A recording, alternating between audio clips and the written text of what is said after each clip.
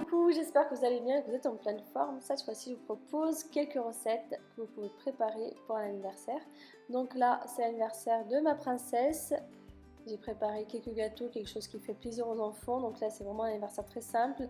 J'ai pas préparé énormément de gâteaux. Ils n'étaient pas non plus très nombreux. Donc dans cette vidéo, on va voir justement comment préparer un bon gâteau d'anniversaire, un bavarois au chocolat, des muffins avec des fraises et aussi une petite organisation pour préparer correctement un anniversaire. Alors 2 semaines avant l'anniversaire, j'ai commencé à acheter la décoration, tout simplement parce que voilà, si je ne trouve pas tout dans un magasin, je peux encore les commander sur internet. Et surtout, il faut prendre en compte les délais de livraison.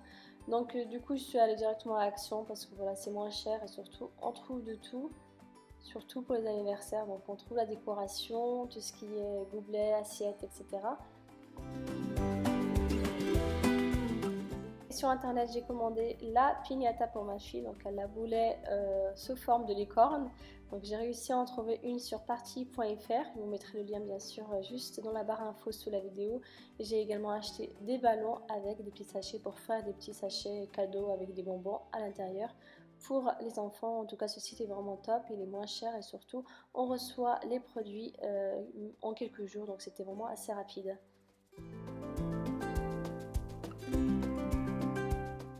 Ensuite, pour la préparation des gâteaux, donc là je voulais faire un gâteau très simple, quelque chose qui plaît aux enfants, donc je vais préparer un bavarois au chocolat et sur le dessus pour la décoration j'ai mis plein de bonbons. Donc là j'ai acheté pas mal de sachets tout simplement parce que voilà, j'ai acheté des sachets aussi pour les mettre directement dans la piñata et des bonbons aussi pour offrir aux enfants.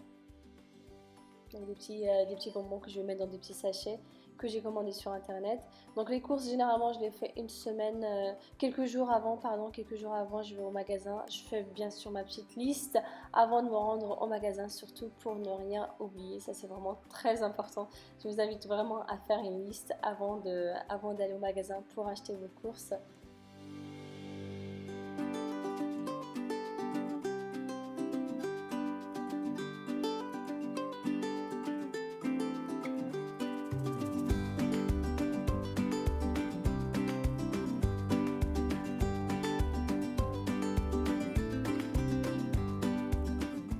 Après les courses, je range tout, très important, comme ça au moins ça me permettra de préparer plus facilement mes petits gâteaux, donc pour organiser l'anniversaire sans stress. Ça c'est vraiment très important et je vous invite à faire la même chose. Dès que vous faites vos courses, de tout ranger, de tout nettoyer, de faire le grand ménage un petit peu, comme ça au moins ça vous permettra de travailler plus tranquillement.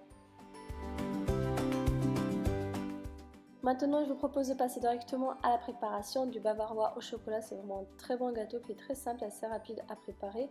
Donc généralement les gâteaux, je les prépare la veille et comme ça, le lendemain, j'ai juste à les décorer. Et franchement, c'est top parce qu'au moins, comme ça, vous gagnez du temps. Et le jour de l'anniversaire, vous aurez juste à passer à la décoration de la pièce, du gâteau, etc. Alors pour la préparation du bavarois, il vous faut 3 œufs. Ensuite, je verse 70 g de sucre,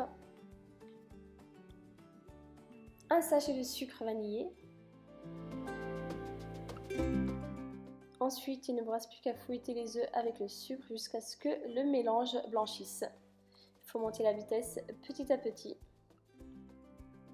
J'incorpore 70 g de farine, donc là j'ai choisi la farine type 45 qu'il faudra d'abord passer dans un tamis pour que ce soit plus facile à incorporer. Donc pour l'incorporer, j'utilise une maryse. Comme ça, et on y va surtout délicatement pour éviter de casser les œufs.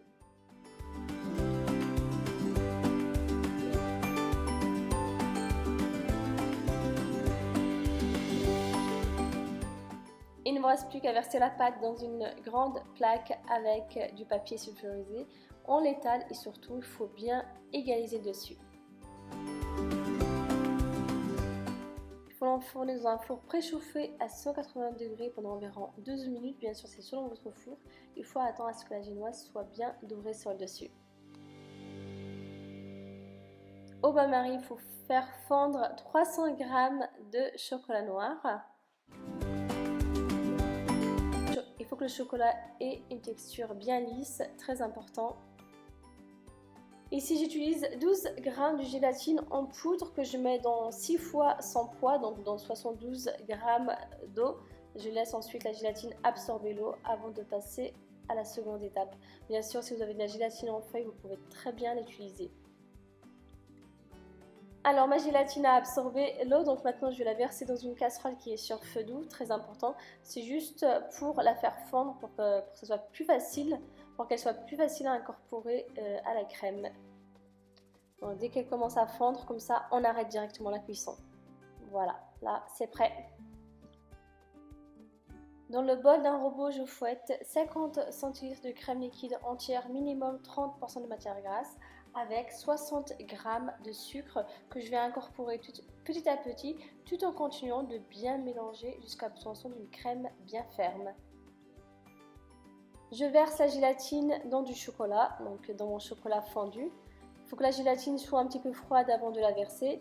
Ensuite, je vais rajouter un petit peu de crème, juste pour faire diluer le chocolat avec la gélatine, pour éviter que la gélatine fige justement le chocolat. Donc on l'incorpore et on utilise une maryse pour incorporer la crème. Voilà, il ne me reste plus qu'à continuer d'incorporer la crème petit à petit, tout en continuant de mélanger, donc d'utiliser une maryse, jusqu'à ce que vous obteniez une crème qui ressemble à de la mousse au chocolat.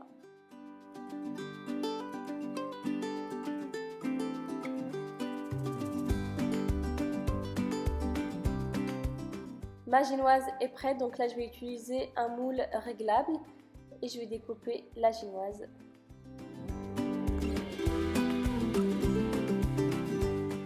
Je verse le chocolat, donc la crème au chocolat, sur la génoise. Si vous le souhaitez, vous pouvez très bien imbiber votre génoise avec un petit peu d'eau et de sucre, un petit sirop.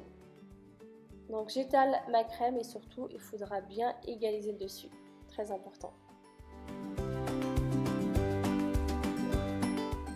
Je mets ensuite mon bavarois au frigo quelques heures, donc généralement je le prépare la veille, comme ça la crème aura le temps d'être bien ferme et surtout d'avoir un bavarois bien frais. Voilà, mon bavarois est prêt, donc là je passe à la décoration parce que dans quelques heures les enfants arrivent. On va démoler le gâteau, donc là j'utilise un simple couteau pour l'enlever de son moule. Je fais tout le tour. Et pour la décoration, j'utilise des petits gâteaux pour faire tout le tour. Sinon, vous pouvez très bien aussi utiliser des petits boudoirs, des biscuits à la cuillère. Et ensuite, sur le dessus, j'ai mis des petits Smarties, des M&M's et du chocolat. Bien sûr, vous pouvez très bien, si vous le souhaitez, verser un simple nappage à base de chocolat. Et maintenant, je vous propose de passer à la préparation des muffins chocolat fraise, une recette très simple. On commence par faire fondre au bain-marie 100 g de chocolat noir avec 115 g de beurre coupé en petits morceaux. Dans le bol d'un robot, je verse 100 g de sucre avec 4 œufs. On mélange à grande vitesse jusqu'à ce que les œufs triplent de volume. J'incorpore le chocolat fondu avec le beurre. Donc il faut attendre à ce que le chocolat soit un petit peu froid avant de l'incorporer aux œufs. À l'aide d'un fouet, on mélange quelques minutes. Et maintenant, il ne me reste plus qu'à incorporer 60 g de farine. Donc là, j'ai choisi la farine type 45 avec une bonne cuillère à soupe de cacao amer. Donc on passe d'abord les ingrédients au tamis et on les incorpore petit à petit, tout en continuant de bien mélanger. Ensuite, je verse ma pâte au chocolat directement dans des petits moules, dans des petites caissettes. Il faut les remplir à 3/4. Et il ne vous reste plus qu'à mettre les fruits. Donc là, j'ai choisi des fraises que vous pouvez très bien remplacer par des myrtilles, des mûres, des framboises ou tout simplement par un gros morceau de chocolat.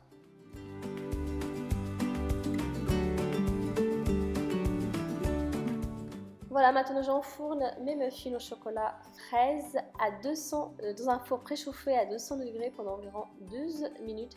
Bien sûr, il faudra bien surveiller la cuisson. Il faut attendre à ce que les muffins soient bien gonflés avant de les sortir du four. Les petits gâteaux sont prêts, donc il faut juste attendre à ce qu'ils refroidissent un petit peu avant de les mettre dans des petites caissettes. Donc là c'est plus pour la décoration de l'anniversaire. J'ai choisi des petites caissettes que j'ai achetées sur internet. Donc il faut les démouler délicatement pour éviter que les petits gâteaux se cassent. Et ensuite il ne vous reste plus qu'à les mettre dans des caissettes. Et maintenant je vous propose de passer à la préparation des pop-corn. Dans une grande casserole, on verse un petit peu d'huile de tournesol. Ensuite je verse le maïs spécial pop-corn. Et surtout du sucre, donc c'est ce sucre là justement qui va se caraméliser petit à petit pendant la cuisson. Donc j'en mets pas mal et c'est très important de bien mélanger, de bien remuer la casserole de temps en temps pour éviter que ça brûle. La cuisson est vraiment très rapide. Je mets toujours le feu sur feu moyen et j'attends à ce que le popcorn soit prêt. Donc n'hésitez pas pendant la cuisson de bien remuer votre casserole. Comme ça évite que le sucre brûle. J'avais également préparé des petits hamburgers salés, mais malheureusement je n'ai pas eu le temps de tout filmer. Mais j'ai hâte de partager avec vous cette bonne recette très simple pour faire plaisir à votre famille. Voilà, j'espère que cette petite vidéo vous a plu, spéciale anniversaire. Donc maintenant vous savez que vous pouvez préparer de délicieuses recettes pour l'anniversaire. Si vous avez des questions au niveau des préparations, vous pouvez très bien me les poser juste sous la vidéo. Je vous répondrai avec grand plaisir. Et comme d'habitude, n'hésitez pas à liker, à partager et surtout à vous abonner. À très bientôt. Ciao, ciao.